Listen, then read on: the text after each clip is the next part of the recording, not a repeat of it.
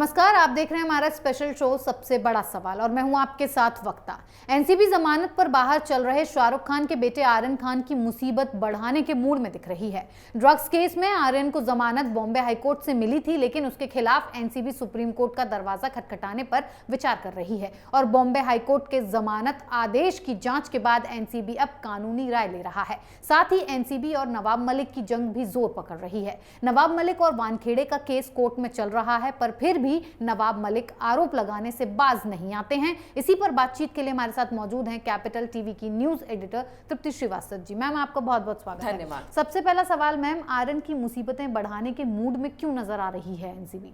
देखिए, एनसीबी अगर ये मन बना रही है कि वो सुप्रीम कोर्ट का दरवाजा खटखटाएगी, जो मुंबई हाई कोर्ट का जमानत याचिका का ऑर्डर आया था, जो उन्होंने दायर की थी, जमानत का जो ऑर्डर दिया है, उसके पीछे वजह सिर्फ आर्यन खान की मुसीबत बढ़ाना नहीं है। उसके पीछे दूसरी वजह यह है कि एनसीबी को भी तो अपनी साख का सवाल वहां पर बना हुआ है, क्योंकि जो ऑर्डर आया था, जो डिटेल ऑर्डर अब निकल के आया है, जिसमें लिखा गया है, जो कि काफ़ी मीडिया में भी आया था, कि उसमें ये लिखा है जो मुंबई हाई कोर्ट ने जमानत याचिका के ऊपर जो ऑर्डर दिया है और जमानत दी थी कि इस तरह के कोई साक्षी नहीं मिले हैं जिससे आर्यन खान का लिंक साबित हो जाए किसी इंटरनेशनल ड्रग पैडलर से या किसी गैंग से। दूसरा, उन्होंने ये भी कहा है कि जो व्हाट्सएप चैट है उससे भी किसी तरह से ये साबित नहीं होता कि ये किसी आपराधिक साजिश में शामिल है, ड्रग से रिलेटेड किसी कार्टेल से या पैडलर से संबंधित है। तो ये दो ऐसी चीजें हैं जिनके आधार पर ही एनसीबी लगातार इस केस को आगे बढ़ा रही थी, चाहे वो एनडीपीएस कोर्ट में गई हो, चाहे वो सेशन कोर्ट्स में गई हो। इसी आधार पर जमानत याचिका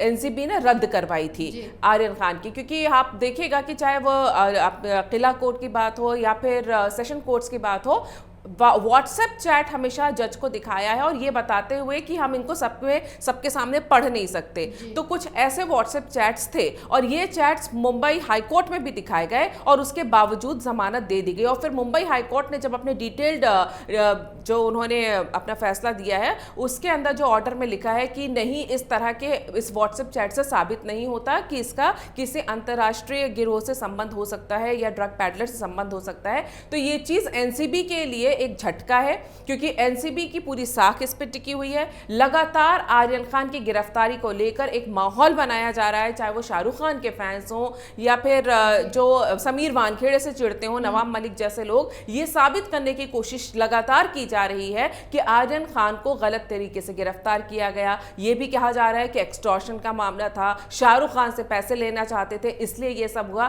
तो ऐसे में जब मुंबई हाईकोर्ट के डिटेल ऑर्डर में इस तरह की बातें लिखी हैं, तो ये एनसीबी के लिए झटका है, क्योंकि इससे ये साबित होता है कि एनसीबी का केस कमजोर होता है। हालांकि ये सिर्फ जमानत दी गई है, अभी तो पूरी चार्जशीट बनेगी जिसमें सारे आरोप लगाए जाएंगे, डिटेल इन्वेस्टिगेशन पूरा होना अभी बाकी है। लेकिन अगर जमानत के जो ऑर्डर आए हैं उससे लेके ये नैरेटिव बाहर गढ़ा जा रहा है और इस तरह की इमेज बनाई जा रही है कि एनसीबी की ये सारी जो रेड थी, जिस तरह के नवाब मलिक आरोप लगाते रहे और कई लोग बोलते रहे कि ये फर्जी थी और सिर्फ शाहरुख खान से एक्सटॉर्शन लेने के लिए सारा मामला हुआ था। और देखो, मुंबई हाई कोर्ट ने या बॉम्बे हाई कोर्ट ने तो अपने उसमें ऑर्डर में ये लिखा है कि ऐसे कोई सबूत नहीं मिले।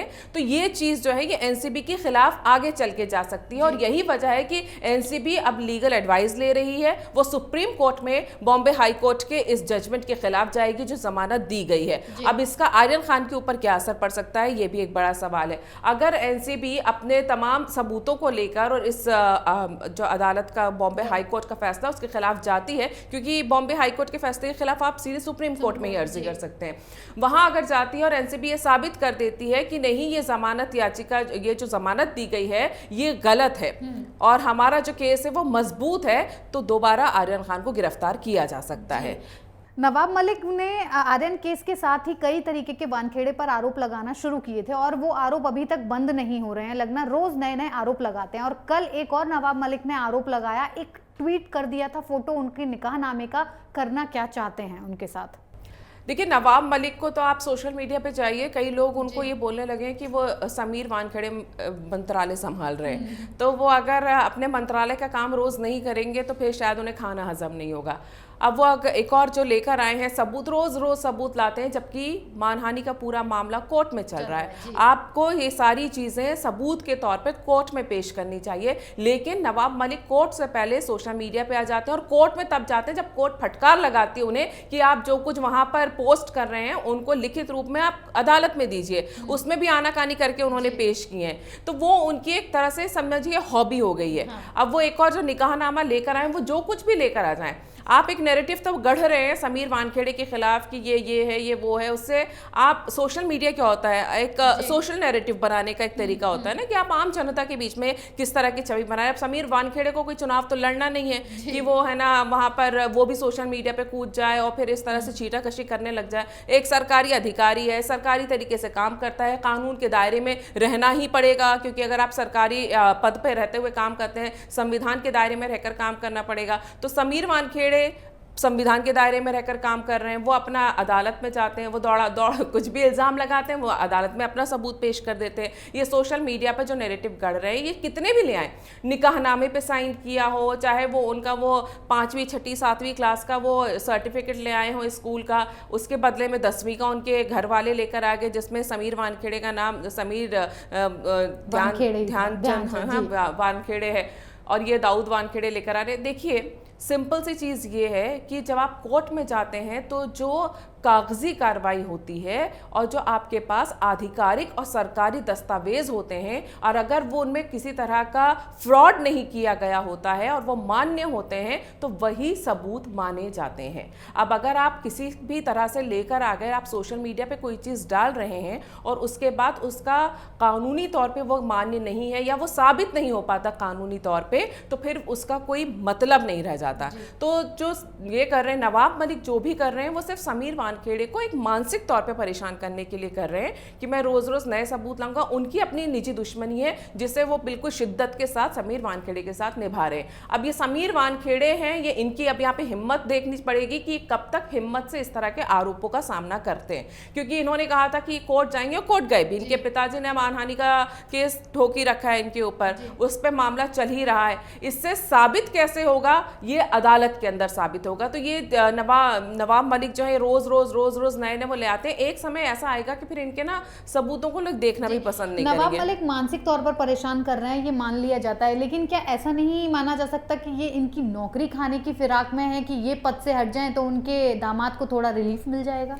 देखिए उनके दामाद को रिलीफ तो अब वैसे भी नहीं मिल सकता, क्योंकि इससे समीर वानखेड़े का कोई लेना देना नहीं है। समीर वानखेड़े से ये केस लेके दे दिया गया है, जो स्पेशल SIT को दे दिया गया है, तो पूरे मामले की जांच SIT कर रही है। जो समीर वानखेड़े हैं उनको जो ये टारगेट करें, ये निजी दुश्मनी है, क्योंकि किसी मंत्री का, वो भी नवाब मलिक जैसे मंत्री का दामाद, आप 8 महीने उसको जेल में रखते हैं और वो मंत्री होने के बावजूद जमानत नहीं करवा पाता, यानी किस तरह के सबूत पेश किए गए होंगे NCB की तरफ से, तो वो जो खुन्नस है ना, वो इतनी आसानी से जाने वाली नहीं है। नेताओं का जो ये है ना ईगो होता है ना, वो बहुत जल्दी हर्ट हो जाता है ऐसी चीज़ों से, और वो भी अगर कोई सरकारी अधिकारी कर दे, यानी जिनको वो अपने इशारों पर नचाने का दावा करते हैं। और ये हमारे यहाँ जो देश की प्रक्रिया बनी हुई है ना कि सरकारी अधिकारी तो नेताओं के आगे पीछे घूमते हैं, भले काबिलियत में उनसे कहीं बहुत ज्यादा ऊपर हो, तो वो सोच नहीं जाती है। उस सोच के ऊपर सीधे सीधे कुठाराघात जो समीर वानखेड़े ने किया है ना, तो ये उसकी टीस है जो नवाब मलिक की सोशल मीडिया पे, ट्विटर पर निकलती है, जो रोज एक चीज लेकर आते हैं। यहाँ समीर वानखेड़े को अपने संयम का और हिम्मत का परिचय देना होगा और अपने आप को अदालत के अंदर साबित करना होगा, जिसकी वो लगातार कोशिश कर रहे हैं। और उसके बाद ये नवाब मलिक अगर ये साबित कर दे, तो नवाब मलिक का सोशल मीडिया पे इस तरह रोज रोज आकर और इस तरह के आरोप लगाना कोई मायने रखेगा नहीं। जी मैम, बहुत बहुत धन्यवाद इतनी जानकारी के लिए।